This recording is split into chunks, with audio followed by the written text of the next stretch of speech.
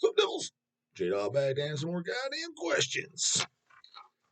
First at the top of the line, of course, is a paid question. Only one for the day, though, goddammit. Man, end of November's been dog shit and a half. Fucking December better be a much better goddamn month. Santa better deliver. From Nick Durst. Sup, J-Dog? I'm kind of new to the channel and was just curious about a couple of things. One, Dark Recollections 1990 by Carnage is one of my favorite death metal albums. Thoughts? Question mark. You're definitely new to the channel because I've talked about that album quite a few times. As a matter of fact, in one of my titles, I can't remember what it was about, but something of the like Carnage, yeah, Dark Recollections, non Twin Cores, don't listen to it, or it blows away such and such album. I know it was in the title. I know I definitely used Dark Recollections in one of my titles, but I can't remember what I was referring to it as. Brought it up. I think it is definitely one of the best Swedish death metal albums of all time. And actually, yeah, my top. Didn't I do a Swedish death metal album or albums from Sweden? Top tier list. Yeah, what was it though? Was it just Swedish bands or was it Swedish death metal? I think Swedish death metal, but I think it was death metal bands from Sweden. I did top 15. I think what it was. Yeah, and bands like Authorized were in there, and people were like, "What the fuck's that doing in there?"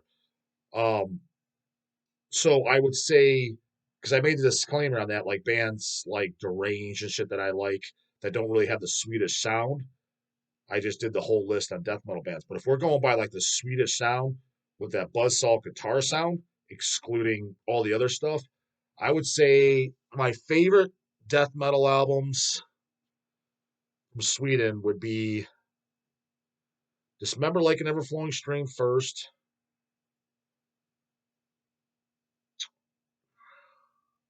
It's a toss up between Dismember, Indecent and Obscene, and Entombed Left Hand Path. Flip a coin. Third, I would say Grave Into the Grave. Fourth,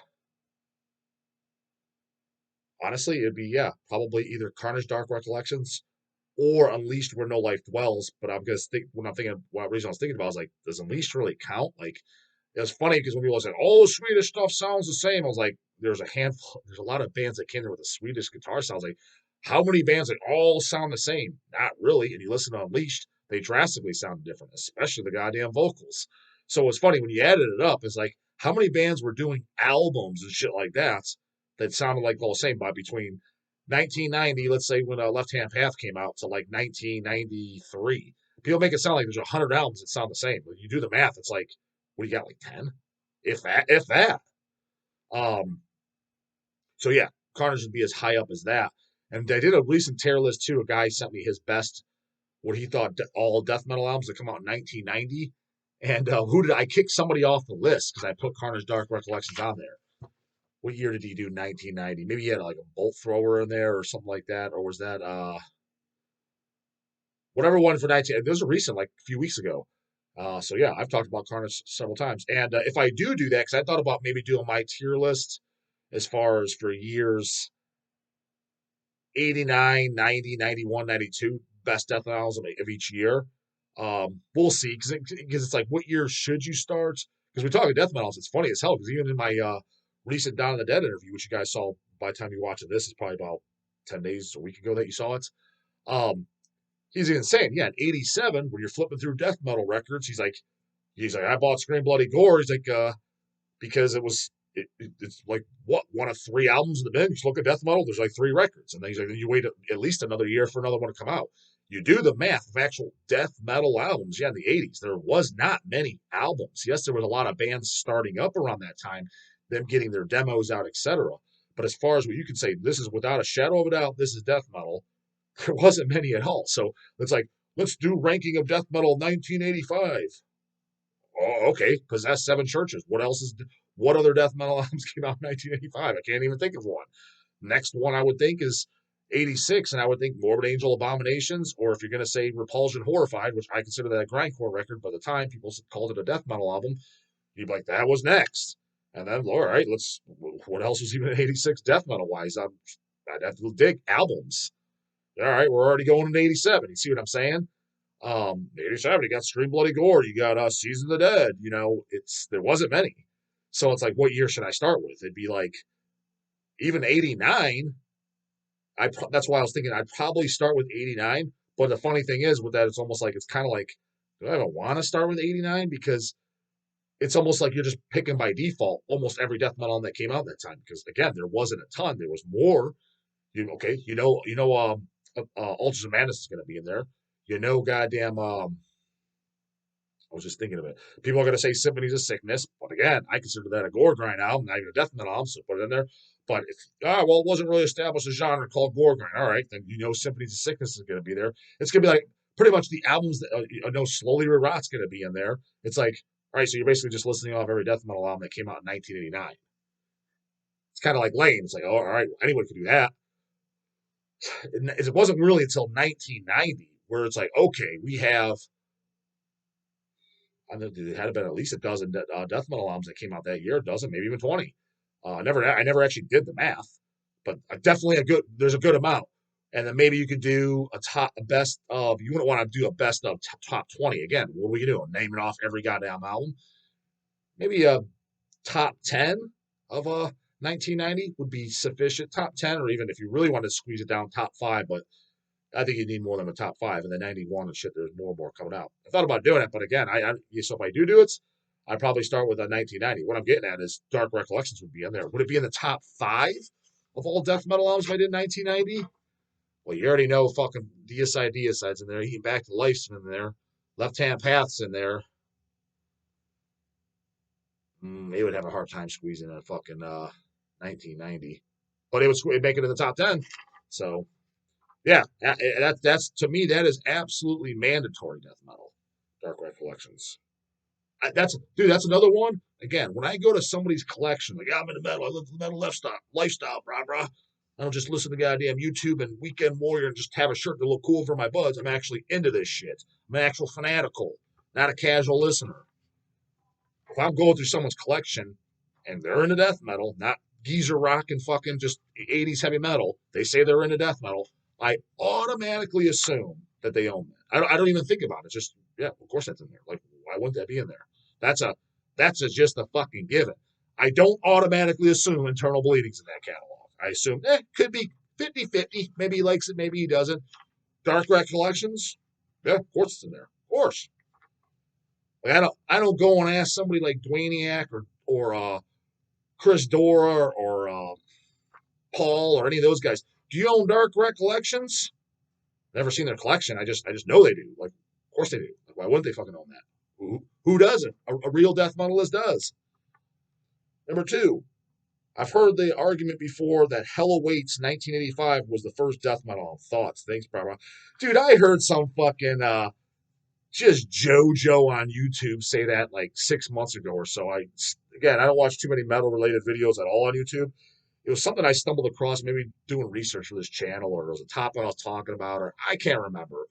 But it came up and somebody said that. I'm just like, dude, just shut the fuck up. It's guys that are looking to like reinvent the fucking wheel and talk outside the norm like they have some goddamn magical ear for the music or something. Dude, Hell Awaits is not even close to being a death metal. First off, by default definition, what is the main thing that people consider when they hear death metal? Outsiders. It's not blasting drums. It's not how down-tuned the guitars are.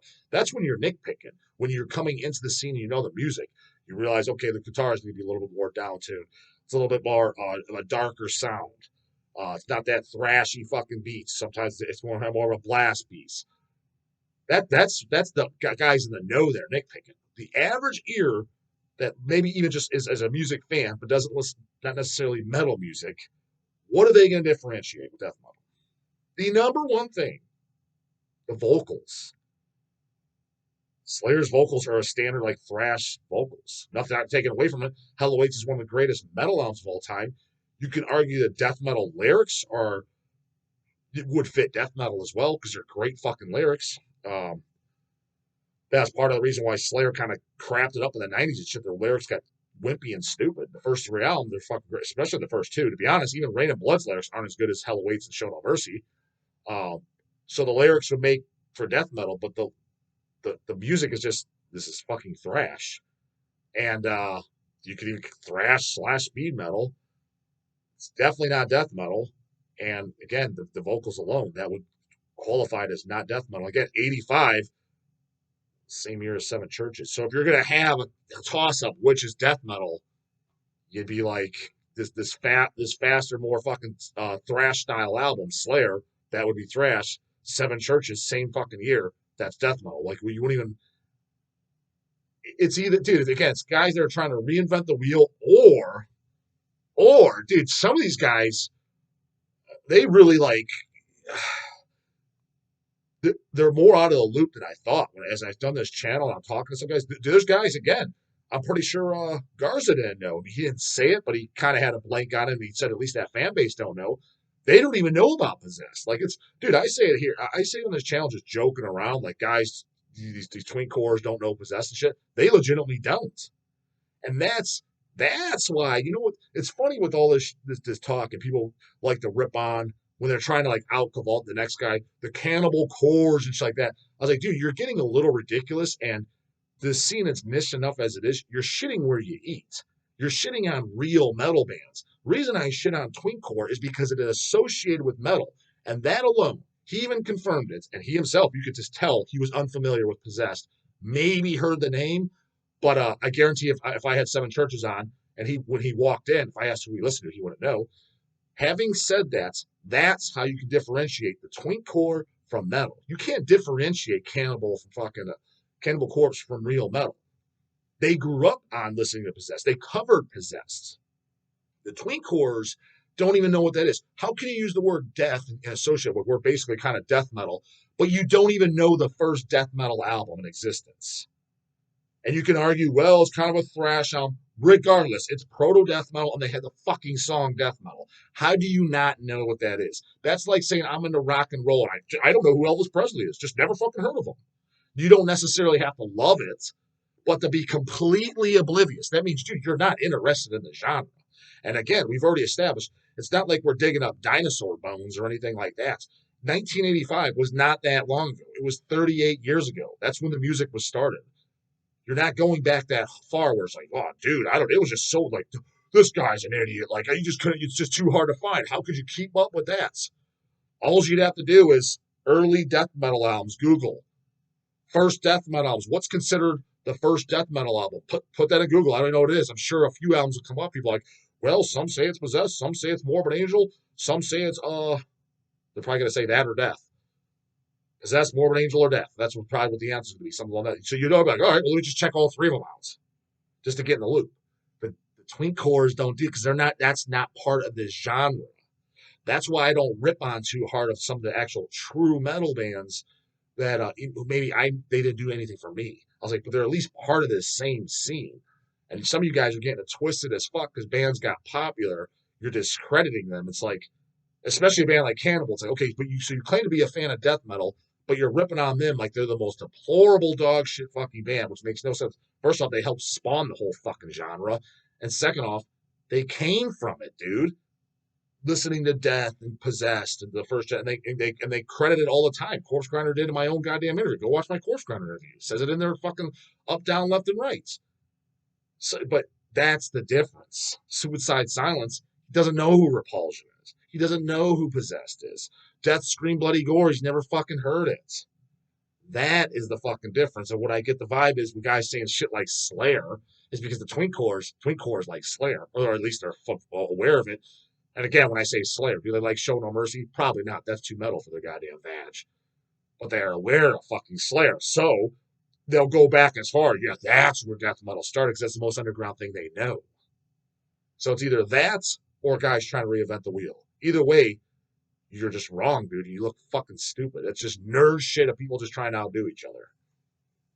That's my goddamn take. No Hell Awaits is not a fucking death metal album. You're a dumbass if you say so. It's a great album. You could argue, like, what do I like more, Hell Awaits or Seven Churches?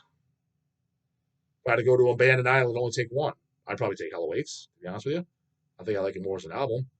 But I'm not going to sit there and give it credit that it doesn't deserve. I give it the credit that it does deserve for what it did. And that's it. I'm not going to sit there and go, hey, create a grindcore. What? What are you talking about? They're just saying dumb shit. Order question. Caleb Peacher. Isn't this guy the other day, the one dude said I should call a poser? Hey, iDog, I got a question for the channel. I started getting into metal only like 5 years ago and just starting to buy boots. Boots are best, brah. What are some of your favorite boots or boots you would recommend? Also, be sure the Hell's private jet drops that shit off behind the house. Yep, and I'll be the one to deliver it. God damn it.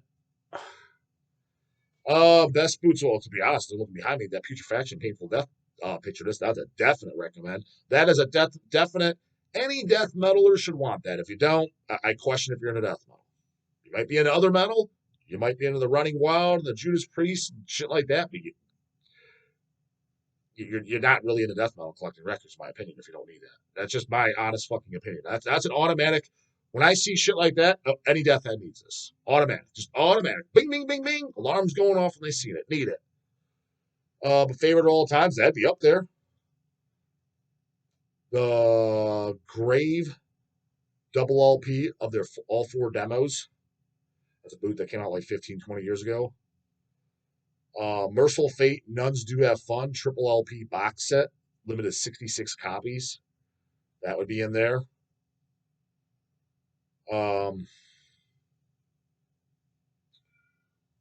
Cannibal Corpse, unreleased live death board. It's on the Bleeding Tour. Sounds fucking phenomenal. That came out, I don't know, 10, 12 years ago. Cool cover art. I can't tell if it's a fake recording like Slayer Live Undead or if it's a really audience, but it sounds amazing. It's like probably one of the last things Chris Barnes sings on. Speaking of Cannibals, Create a Kill, demo LP. The last thing Barnes did sing on, the Vile songs that made it to Vile without, of course, kind of the early versions of them, goddammit. It's a Create a Kill demo on vinyl.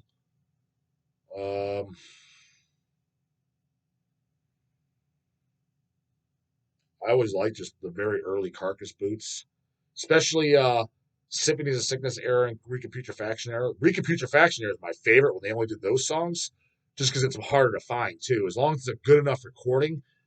But there's a few boot LPs out there that are from 1988, and all it is Reek songs that sound relatively good. There's a couple boot LPs out there. Dog owns them, of course. God damn it.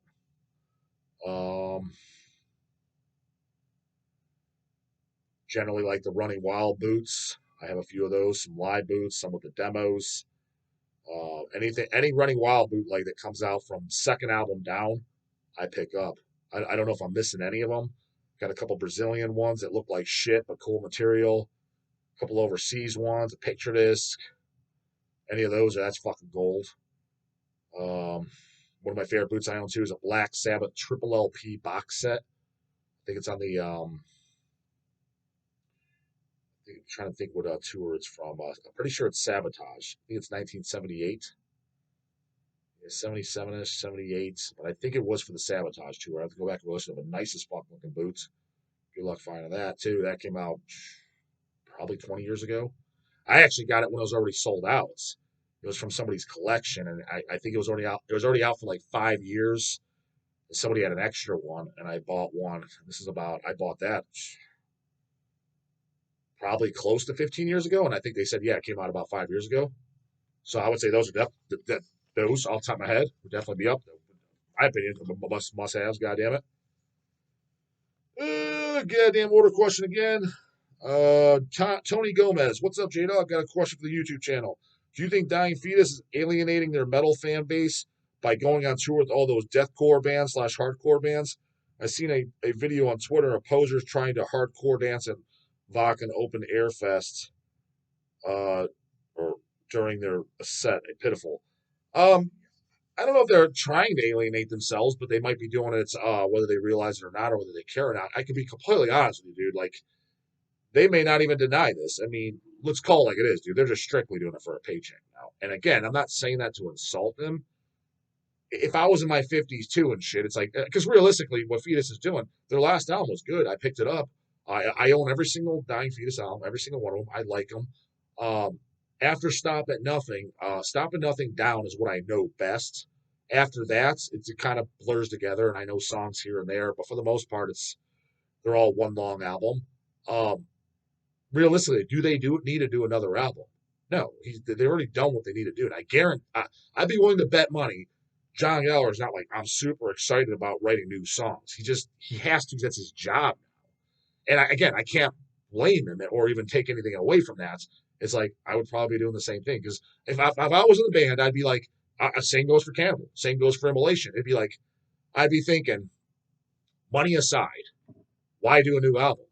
If we enjoy touring and shit like that, let's just do what bands like Repulsion do, or what Anthrax did at fucking Milwaukee Metal Fest. Let's still just tour. Let's just play the oldies because that's what people want to hear anyways. Let's play all our best hits. Like if Dying Fetus or Immolation or Cannibal, any of those bands stop putting out albums from here on out, never put out a single other album, but let's say they continue on for another 10 years. They can do that. Just tour and then figure out which some of your most popular songs off your entire catalog and just play those live.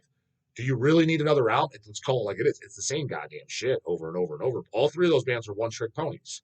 Now, don't get me wrong, I'm not saying I'm negative, and I own every album by all those bands. But it's like when you get an album, yeah, it's good. Is it better than like you pick up the new Fetus? Like that's better than Destroy the Opposition? Fuck no, not even close. So it's like, what did I need another album for? It's the same old shit. The reason he's doing it is because that's how he makes his ska dope.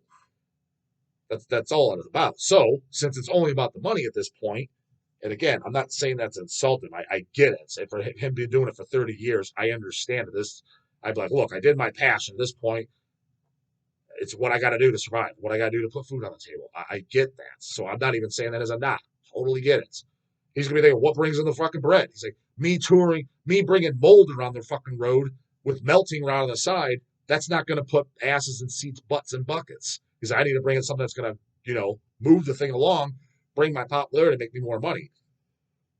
So what's he gonna bring on? Twinkcore. Because Twinkcore fucking it blurs over together, and that fan base even prior was already the yo fucking boys, the slammers. The what the fuck's this dude doing here? We're showing up to shows even in the early 2000s and 90s. How do I know? Because I was there and I saw it back then. So let them spill in. That's who's going to bring in the money. That's what it is.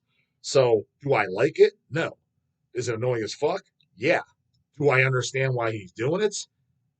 Yeah. And is that for sure the reason he's doing it? Not for sure, but I mean, I'd bet money if Vegas was taking bets, it's something along those lines, something around there.